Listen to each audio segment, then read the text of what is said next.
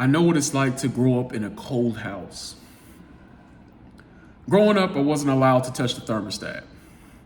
And if I wanted to, I would have to ask my grandfather.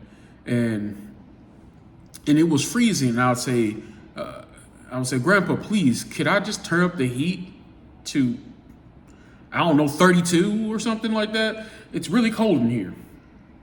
And he'd say, just go put on some more clothes.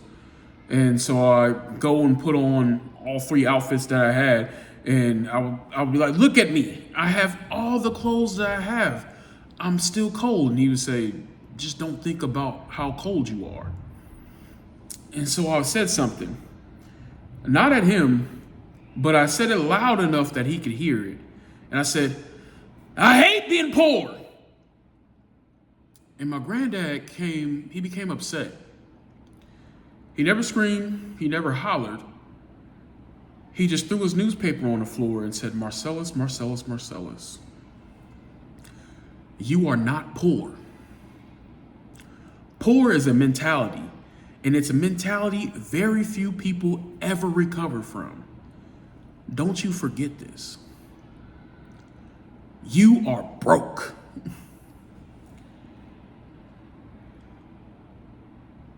That was the most important money lesson of my life. Broke is your bank account. Poor is a mindset. And today we're going to draw on the exact difference between the two. And I want you to understand, because we all live in a certain state when it comes to our financial house. And once you see which house that you are living in, which mentality, which state that you are living in, your money will never be the same. It won't stay the way it is forever. I'm going to say something that's a hard truth, and I know people might disagree.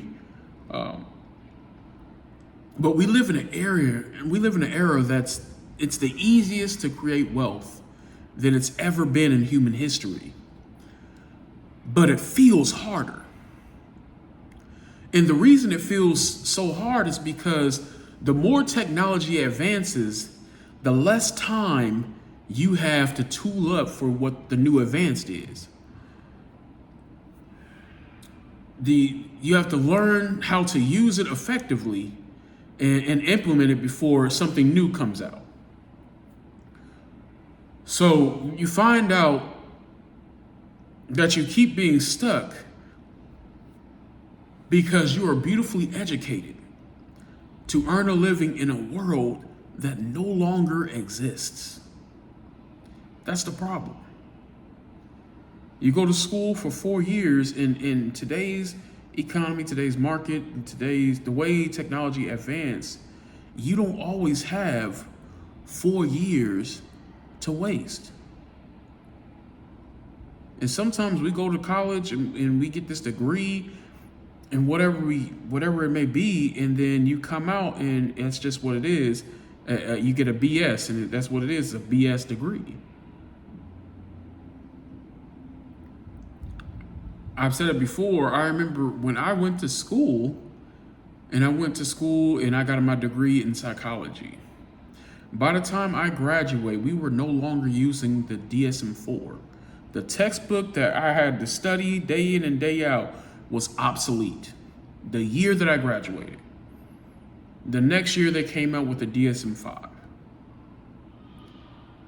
And so many things that you have prepared yourself that you've been learning your whole life, and I have no other way to put it, or I have no other way to say this, they just don't matter. They don't matter anymore. And that's why you have to change with the times. But many people feel like they don't have time to change. See, no longer do we live in a time where the wealth belongs to the specialists who knew the most about one thing. But now the world belongs to the generalists who can learn the most new things the fastest. You got to be willing to learn new things, and you got to be willing to learn it very, very fast. And you got to train your brain to learn these new things really, really fast. And then you got to take action really, really fast. Otherwise, you will be left behind. And then you finally get started, and it's day 179 of this trend, and this trend is already gone on to the next thing. So when you look at yourself and you want to see how you prioritize your money, how you prioritize how you make your money, and then how you prioritize how you spend your money. So, picture this. You have a house.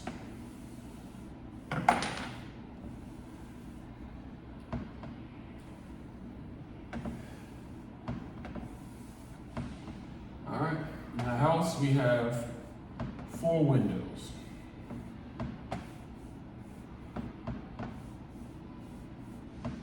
We got a door. And this first window we're going to call the income window. This is how most people make their money. Most people make their money in the income window from their job.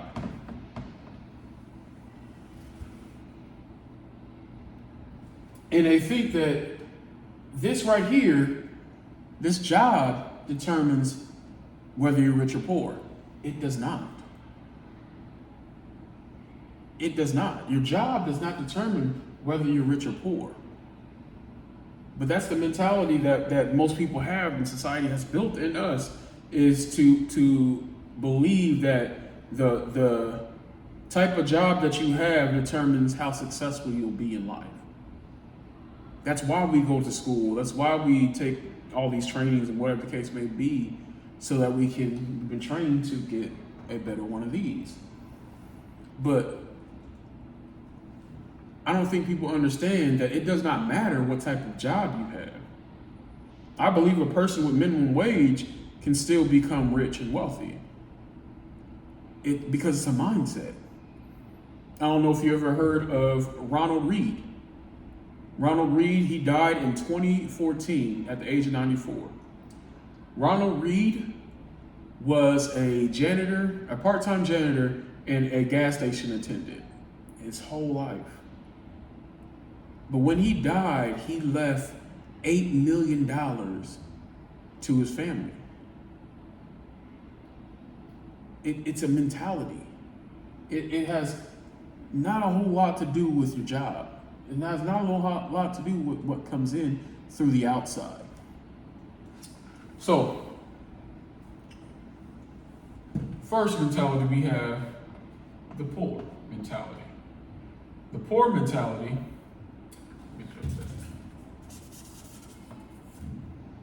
so the poor mentality, they believe that money comes in and it goes straight out the outgo window. In the form of bills. How you tell someone has a poor mentality? It's easy. You can ask them, like, what do you do for a living? Ask them about their job. And if their response is, well, we gotta pay the bills, you don't understand how easy our language portrays our way of thinking. And the poor mentality is to believe that money comes in to pay bills and it goes straight out the outgo window. Or it also comes in so that they can look rich. So they bring money in, they pay bills, and then they do things that make them look rich. And that's the whole mentality of a poor person. And if you keep believing that your money is only specifically purposed to pay bills, you will always be poor. Now, paying bills is a reason for money, but it's not the only reason for money. Then you have this next window I call the liabilities window. This is the window used by the middle class. And the middle class believe money is for building good credit. See, middle class, they pay bills, but they pay bills on time. Because paying bills on time builds your credit. They build good credit so they can buy things that they can't afford. The things that they believe is going to benefit them in what's called liabilities. So, middle class, their money goes here, and then it goes here to the liabilities window so they can buy things that they can't afford, because what they want to do is they want to impress people. They actually accumulate what we call debt.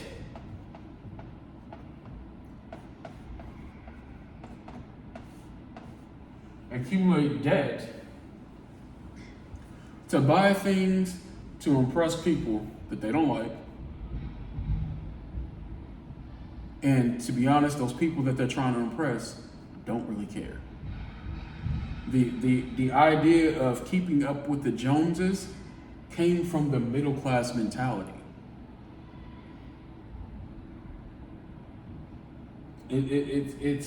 It came because we want to buy a whole lot of stuff when you're middle class to portray to other people a certain lifestyle, to portray like we're living our dreams. I don't understand when people go on vacation and they put it on a credit card, knowing that that credit card is maxed out, not really able to pay off the credit card or whatever the case may be. You're borrowing from a future that you'll never have because you borrowed from it. And then they accumulate all this debt, and none of this really benefits them. But the rich mentality is this. They come to this window, which is the income producing assets window. Rich people believe the most important window is this window right here. Their income comes in, and they first put their income to build an asset. Well, what's an asset? An asset simply is a thing that makes you money. So the problem is with the poor and the middle class is in both of these areas, they are the asset. If you are poor or if you are living middle class, you are the asset. You are the thing that makes you money. The problem with you being the thing that makes you money is your income is based on your physical capabilities and the time that you have on this earth.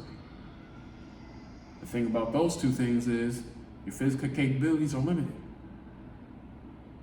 I cannot do the same things I can do when I was 17 or when I was 25 that I can do now that I'm 40. Because our physical abilities are limited. Oh, I'm a lot stronger now, physically stronger than I was at 17 and 25. But 40 lets me know I'm 40. Your physical ability is limited. And then when it comes to your time, nobody lives forever. Now that I'm 40, I understand that a lot more about the fact that I don't have a whole lot of time on this earth. See, when you're young, when you're a teenager or when you're in your early 20s, you think you will never die. But then when you get older and you start understanding, oh, I have to make the life that I live matter. not just to me, but to those who I care for. You start thinking a different way about how you live, because your time is limited. And so if your physical ability is limited and your time is limited, what is your money going to be? Limited. But the rich understand, if I can build an asset, if I can build an asset that becomes the thing that makes me money, that is separate from me, that can make me money while I sleep. That's what their focus is. When they get income from their job or whatever they do, their first thing they put money into is here, before it goes here or here. They may put 20% of their income first here, 10% to giving or whatever case may be, and then they live off the 70%, whatever's left. And that sometimes may mean I don't have enough money to pay some bills. That means I gotta cut Netflix off. That means I gotta cut Hulu off. That means I might have to figure out a way to get to work other than driving my car. That means I might have to get a different car. I don't need a BMW. I don't need a Suburban. Let me go ahead and get a Civic. Because they're not trying to borrow from their future, they're trying to build their future. So many times I've seen people who live in trailers or people who live in the projects, and when you drive through that area, you'll see F-150s, you'll see Tahoes, you'll see Mercedes. I don't see Mercedes too much, but I mean, you'll see Mustangs, things like that. And then, like, your priorities are so out of whack. Because you want to keep up with the Jonas. You want to portray, or you want to look rich. And I notice that people who are rich don't want to look rich. They want to be rich. And so, you focus on building assets. The thing about building an asset, when you first start putting things into this window, nothing happens. Nothing happens at all. You build a book, you create a book, and a lot of times, sometimes when you're building these assets, it actually costs you money. Writing my book cost me a lot of money, a lot of time, and a lot of effort. And at first, when you're building it, it does not give you money. And the reason why people don't build assets, because we are so locked in to the idea of getting paid for your effort immediately. We want to get paid.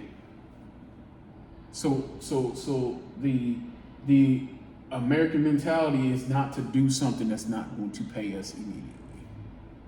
That's the microwave society that we live in. But people who are smart, who understand how money works, who understands how to become rich, like Ronald Reed, who put all his money into stocks that did nothing for him for a long time. For years, it did nothing for him. And he just kept putting money in and left it there with his meager gas attendant job and part-time janitor job. To the point where when he died, he had $8 million because he understood assets. Creating something that makes me money, that's apart from me, and that makes me money. I don't care how small, how little, it just does make you money. And the thing about it is, the more assets you create, the bigger this window gets. And the bigger this window gets.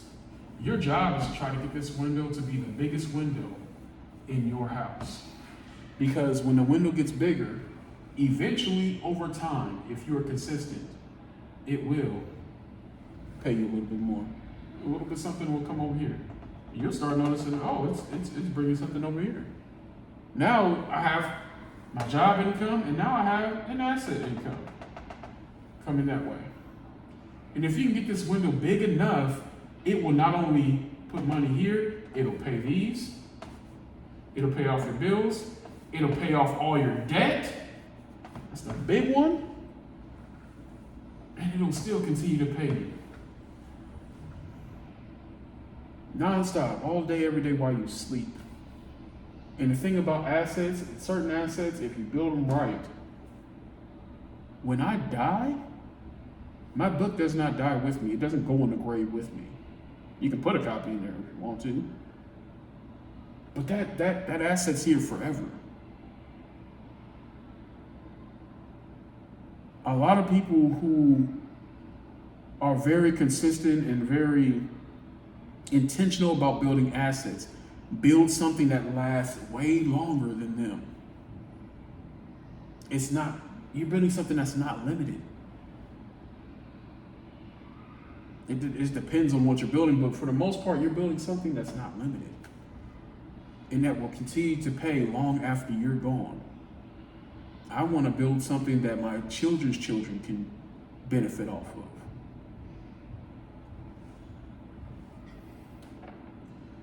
And so depending on which window you're more focused on determines your financial status in life. So, why you feel like you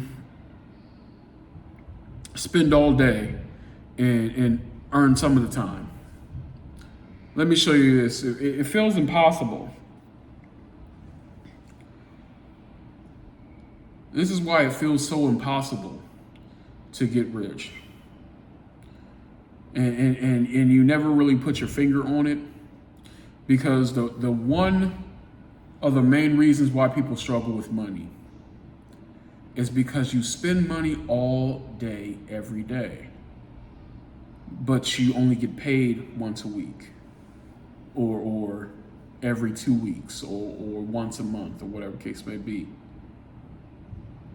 And the spending never stops. The earning clock is only once and then you go home.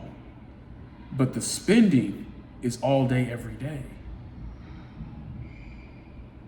And before you say, well, I don't spend money all day, every day. Yes, you do. Yes, you do.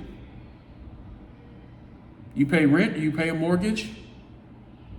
That's money that's taken away every minute, every second that you're in that home. You have insurance, you have your phone, you have subscriptions or whatever case may be. You have your car. You got to pay for gas, you got to pay for upkeep. If you have a place to live and you have electricity, the watts are going all day, every day. You're spending money all day, every day. And your outgo window never closes, but your income window closes all the time.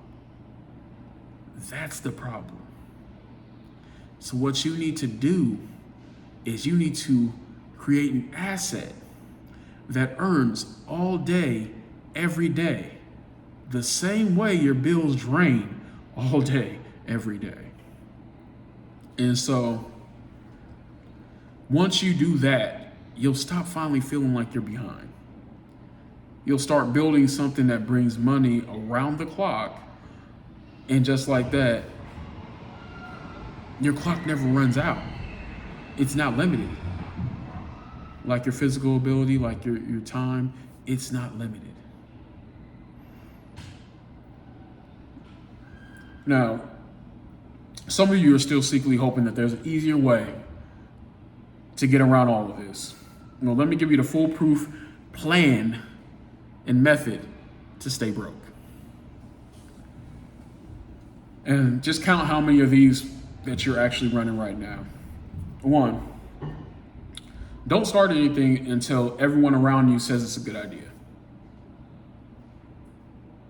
A lot of you know what you're supposed to do, but you're waiting on confirmation from other people. So you're asking him, her, him, her, him, her, and you're not moving until you get confirmation. Till you have a consistent yes from everybody that this is a good plan. 2, tolerate mediocre people.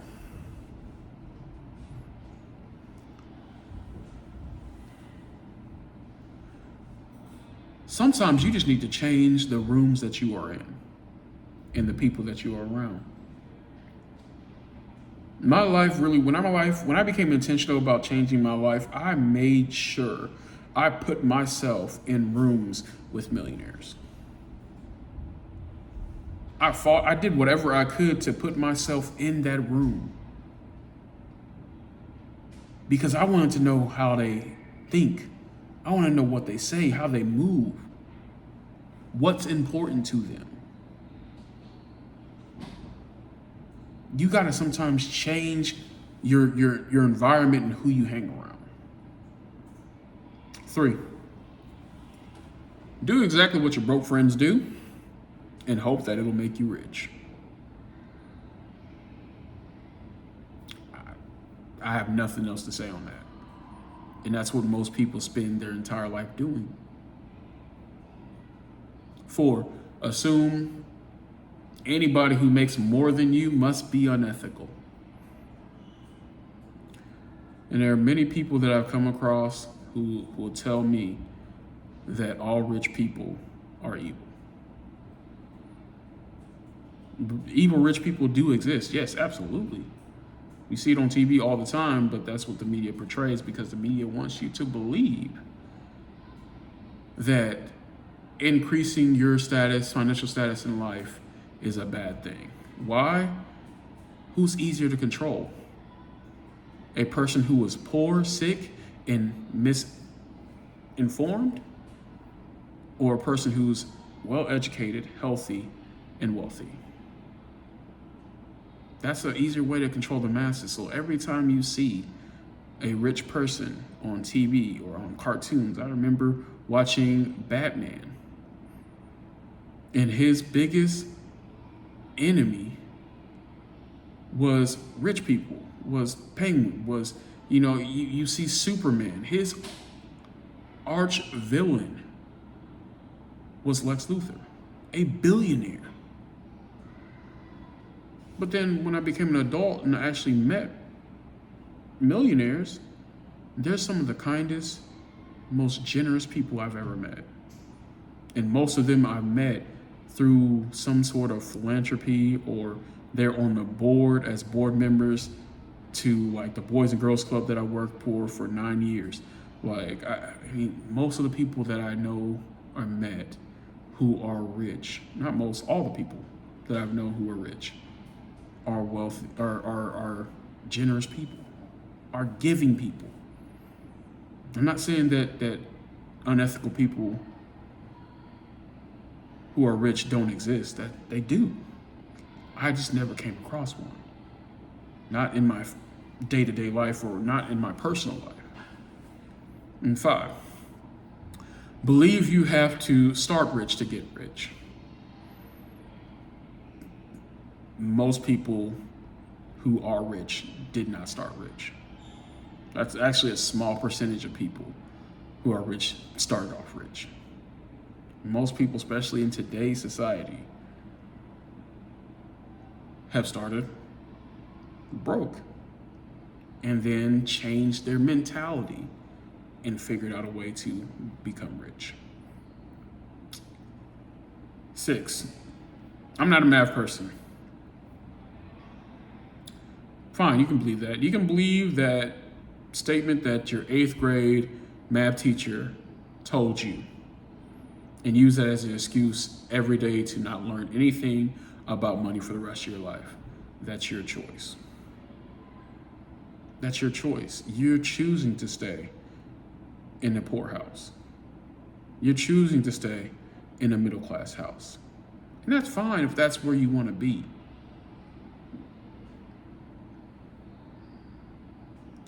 But here's the truth about all 6 of these. Most people already know what to do. They're just hoping that there's an easier way, an easier answer. And there isn't one.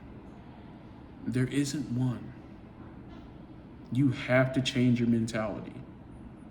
That's the only way. Let me tell you how I know that so many people want an easier way out. Because billions of people play the lottery every single year. The lottery makes trillions of dollars. They're not paying trillions of dollars out. Barely paying billions of dollars. But people bet on the belief that there's an easier way to get rich. And that's what the lottery hopes and believes in, is that people want an easier way to get rich. And it benefits them. But let's go back to the cold house that I grew up in. And my grandfather throwing his newspaper on the floor. See, he was right. I wasn't poor. I was broke. And broke is just a window problem. It's money coming from the income window and running straight to the wrong window, the outgo window, to the liabilities window. If you change the window that you feed, you change the house that you live in. And that's the difference between being broke and being poor. Broke is math. Poor is believing math can't change. So before you go, look at your own house and answer this one question honestly. Which window have you been feeding? Is it the outgo window, like the poor? Is it the liabilities window, like the middle class? Or is it the asset window, like the rich? Name it. And that's where you start. That's where you start today. Name that window. And then do what you need to do to change it. Drop in the comments whatever window that you've been feeding and which one that you want to start feeding instead. Say it loud. There's power in just naming it and owning it. Share this video with someone who's tired of being broke and is ready to change it. Like and subscribe this video because every week we are going deeper into building wealth in the right way and in the right order. That's all I have for you today. I'm Mr. Crush. Until next time, peace.